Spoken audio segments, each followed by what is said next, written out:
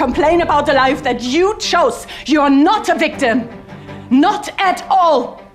Your generosity conceals something dirtier and meaner. You're incapable of facing your ambitions and you resent me for it, but I'm not the one who put you where you are. I've nothing to do with it. First thing you have to understand is that if you have the same argument over and over and over again in any relationship without a resolution, at some point it will turn even the nicest person into a monster. You will say the meanest things, do the meanest things that you can't even believe are coming from you. The second thing you have to understand is that there may well be a reason that this same argument and this same drama keeps happening over and over again. But if you don't know what that reason is, you'll never be able to stop the cycle. That's what this video is about. Stick around for some game-changing aha moments for your relationships.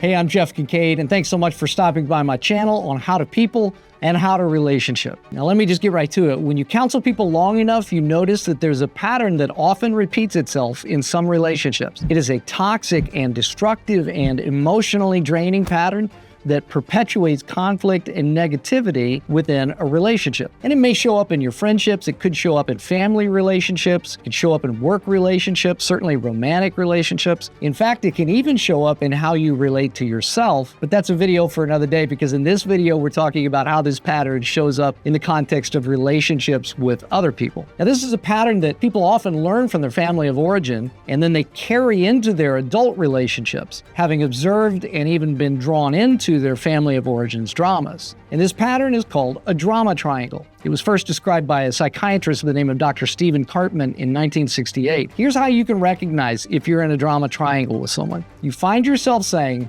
"Oh no, here we go again," because you've repeated the same argument so many times that you know how the argument's going to go every single time. You know what you're going to say, and you know what the other person is going to say, and you know exactly how this argument is going to end. Now, you'll notice that this pattern is represented in the form of an upside-down triangle. And the reason for that is that it's about the power dynamics in relationships. And here's what I mean. There are three roles in a drama triangle. First, there's a victim. You can't have a drama triangle without a victim. And just so you know, we're not talking about the kind of person who's an actual victim of a crime or abuse or something like that. We're talking about the kind of person who feels like that their problems in their life are someone else's fault, or that there's nothing they can do about their problems. They don't have to take initiative to be part of the solution. They wait for someone to fix things for them, and they're often seeking sympathy and support, which is why they're in the down position of the triangle, the position of weakness, or at least perceived weakness. Now, victims are often seeking someone to play the second role in a drama triangle, the rescuer.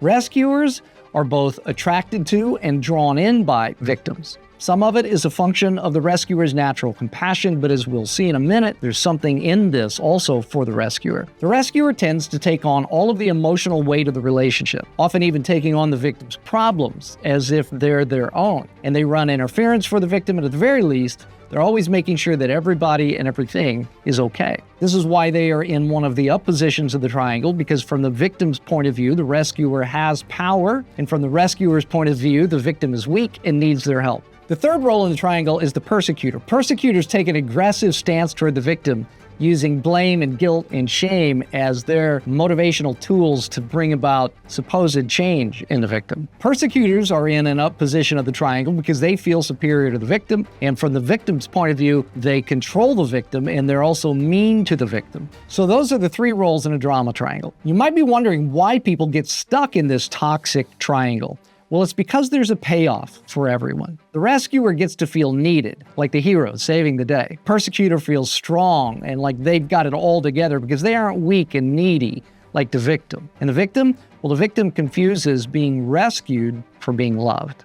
But the real payoff is that no one on the triangle has to deal with their own real issues. The rescuer and the persecutor both focus on the victim's issues to the exclusion of their own, and the victim escapes taking responsibility by drawing the rescuer into the drama and focusing on the persecutor's meanness to them. No one's having real conversations. Now, the question is, how do you break free from a drama triangle? And the good news is that you can. And my next video is on how to stop this toxic cycle. Thanks for watching. If this video hit home for you, hit that like button, subscribe, and if you would drop a comment, tell me about a time that perhaps you caught yourself in this kind of a cycle, and let's figure out how to break it together. I'll see you next week in the next video of how to people and relationship.